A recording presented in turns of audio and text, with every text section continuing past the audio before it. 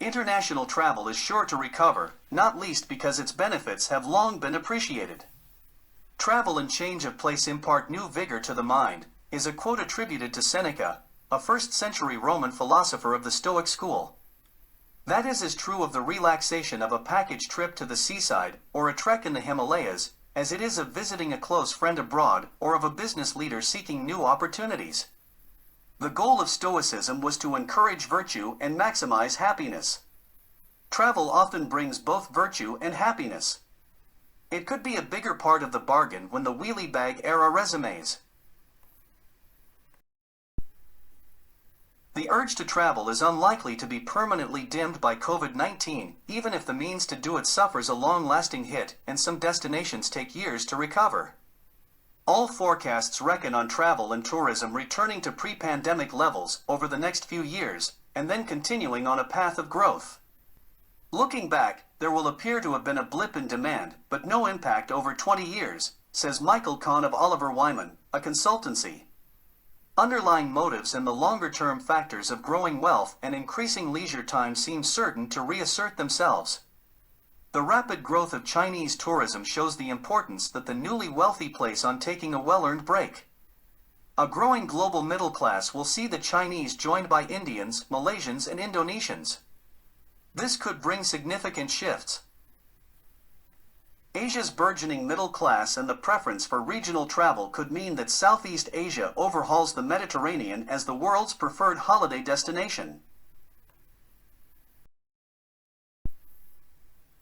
The hope is that vaccines will bring a return of something approaching normality despite the emergence of a more transmissible form of COVID-19 in the final weeks of 2020, bringing another round of travel restrictions as countries rapidly banned visitors from affected countries. For all such setbacks, a recovery could begin in earnest in the second half of this year as vaccines start to tame the virus and those in lockdown for many months take advantage of cheap tickets to get away, events delayed by families spread around the world are rescheduled and executives take to the air again.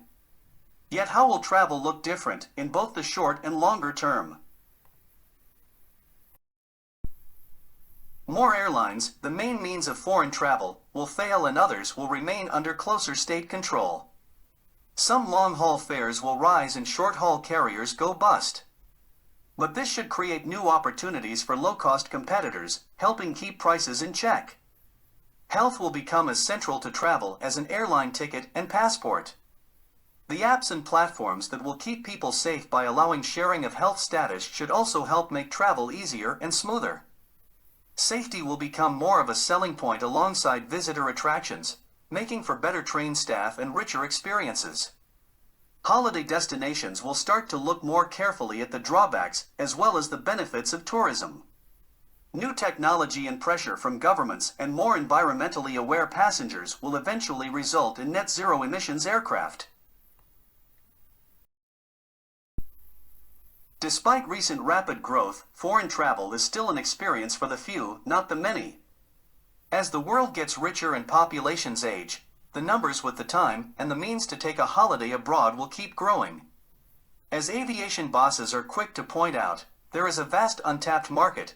Around 80% of the world's population has never set foot on an airliner. A trip abroad is still a rarity for most. A study by Stefan Gosling at Linnaeus University in Sweden finds that only 11% of the world's population took a flight in 2018, and at most 4% flew abroad. Even in rich countries, less than half the population caught a plane. A huge swathe of the world's population could be preparing for a holiday. Further step changes in the price and speed of travel, opening up more out-of-the-way places, and allowing more choice, will change the whole business yet again. This could come most obviously from supersonic travel, which despite the commercial failure of Concorde seems likely to return, lopping several hours off long flights. Some startups are already developing small supersonic corporate jets. And there is potential scope for even speedier jaunts if space tourism can be successfully brought into play.